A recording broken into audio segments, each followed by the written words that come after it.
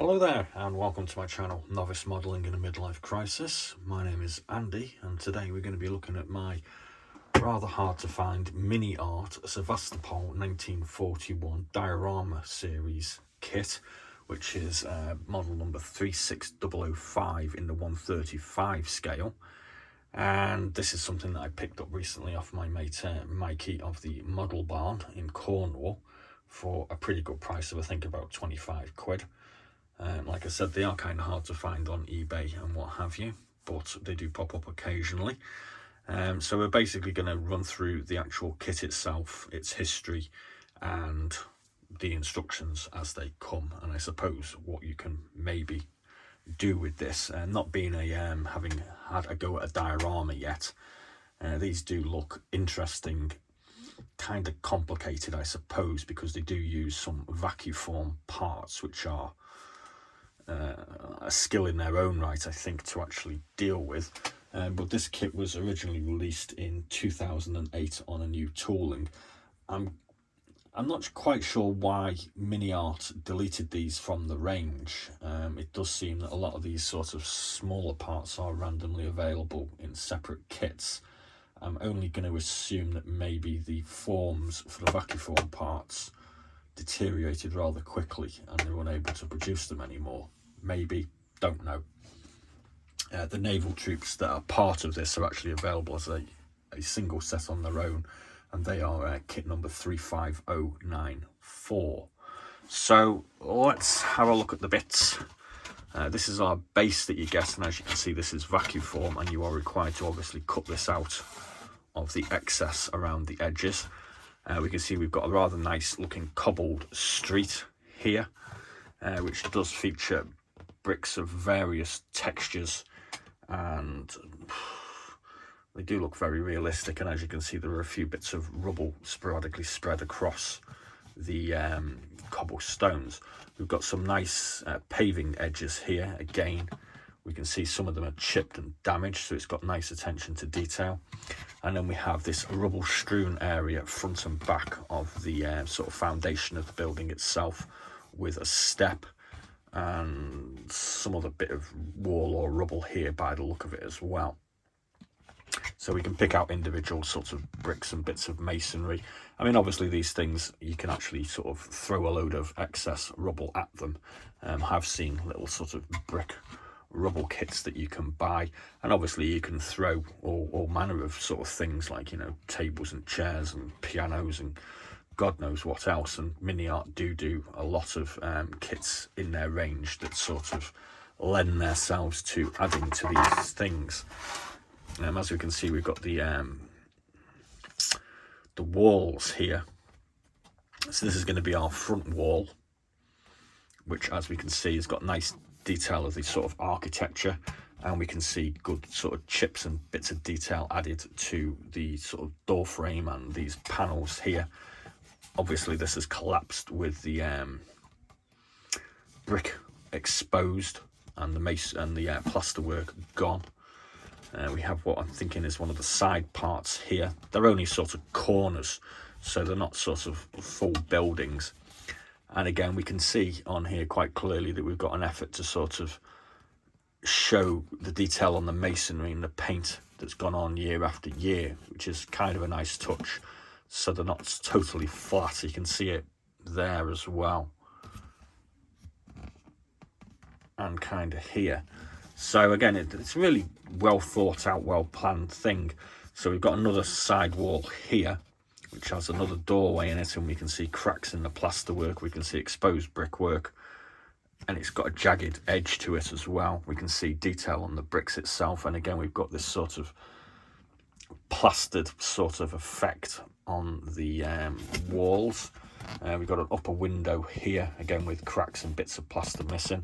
Again, it's got all the detail for the brickwork, and we have another brick sort of wall here as well.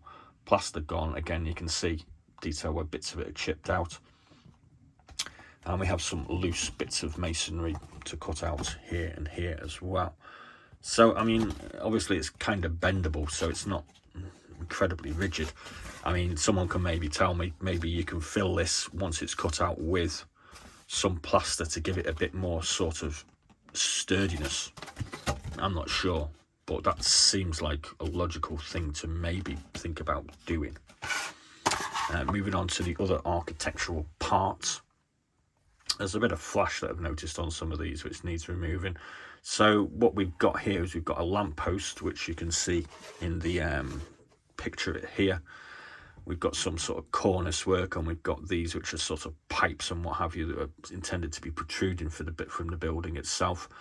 A lot of them don't really seem to feature on the artwork, and you can see it's only showing one wall, so what you get is kind of more expansive than the actual picture on the picture on the box itself.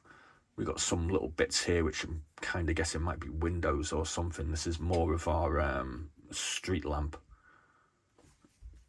and everything looks, you know, nice. You can see a sort of textured effect to the metal as well, which I'm thinking is probably pretty good and pretty accurate. So full marks really, I suppose. On this sprue we have window frames and windows. Is there any texture on the wood? There was a bit of texture to the wood as well, which is cool. We've got a window frame here, a window frame there. We've got some doors which again have hints of grain on them very finely. We have another door here as well. And we've got some more window frames and some railings. Again, the railings are not obvious in the picture, so you do get a lot more included than what you actually see, which is kind of interesting. There's no flash, the railings look good and sturdy. So there we go, they're the parts of the actual basic architectural parts. So then we move on to our figure set, which are some Russian naval infantry. We get 5 figures, and as you'd expect from Miniart figures, these are pretty top-notch, I think. We've got lots of detail and ruffles and creases on our uniforms. We've got a submachine gun with its ammunition canister here. We've got a variety of accessories like bags and water cans. There's good detail on the boots there. Tunics. These are kind of basic looking tunics, but that's to be expected with there. We've got a bread bag, and we can see a rather nice detailed face. Moving on to the next one. This is our officer figure, I reckon. So we can see good level of detail on his tunic with a webbing strap over the top. There's detail on his buckle. Nice creases on the trousers. He's got a bag here with very creased and very good detail on the buckle. Water canister. There's his cap, a little bit of flash. Pistol holster. Some Soviet binoculars. And we've got his arms here. Got another figure here which comes with a submachine gun again. PPSH, is that something? Now we've got another bread bag. We've got another set of legs. Nice creases. Another tunic. Looking good. Looks like a different face, which is always nice to get. Water bottle, a couple of pouches. Nice detail. We have another couple of heads here. They definitely look different. Another bag, another arm, another weapon, a rifle, a helmet and a sort of beret style naval cap. Legs, again, nice detail on the shoes. Nice detail on his tunic and belt. Some pouches and another bag to be carried. And move on to the last figure part here, which comes with a sort of medium light machine gun. Not sure the type. Got a different face again by the look of it. Again, good detail on the creases and what have you. Hands.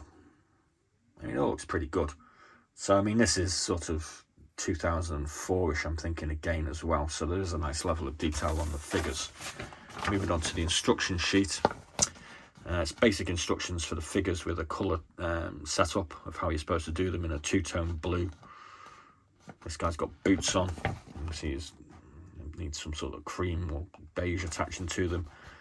All the rifles and equipment is detailed as to how you're supposed to paint it. This guy seems to be wearing a green army helmet. And there we go. And then we have our sprue diagram with the sprues, and we get a couple of posters that we can cut out as well, which is a nice touch. So as you can see here, now I see. I should have looked at this. So that's the front and that's the rear. So these two parts go together, as do these two parts here. So that's my mistake. I'm guessing if you wanted to, though, you could kind of make your own and do that as a corner, I'm guessing. Food for thought. So yeah, I should have looked at the instructions there, obviously. So yeah, so we put two parts together here. We put these two parts together to give us a nice sort of surround. And then we get our lamp fitting to put together with its panels. There's no clear glaze, so obviously you can find something to utilize if you wanted to. We've got various other parts as well. Kind of doesn't show much detail as to where you're supposed to be putting some of these extra things. I mean, obviously there's a door here that you can put on. There are some window shutters, which, I don't know, maybe this is sort of a generic thing, because these railings aren't included either. So it could be a sort of generic sprue that they just throw in, and they, you know, it can be used in multiple different circumstances. It's kind of odd.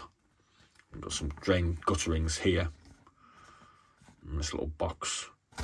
So it's an interesting little kit that's, I suppose it's got multiple options. I suppose if you had two of these, in that case, then you could do a corner setup or something. Yeah, but you need more space, obviously. Yeah, plenty of options, it seems. Plenty of options. So I hope you enjoyed that little look at what you get in one of these. Obviously, like I've said, there is more that you get than's kind of on here. I think it's a pretty interesting kit. Like I said, I haven't done any dioramas yet.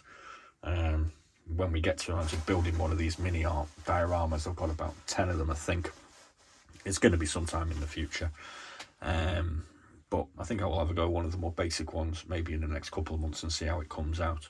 So please do check out our other 200 odd, 172 and 135 what's in the box openings that are on the channel if you're new to it. There's plenty of different sort of mainly World War II stuff that you can look at. And I'll leave you with that. And as always, be seeing you.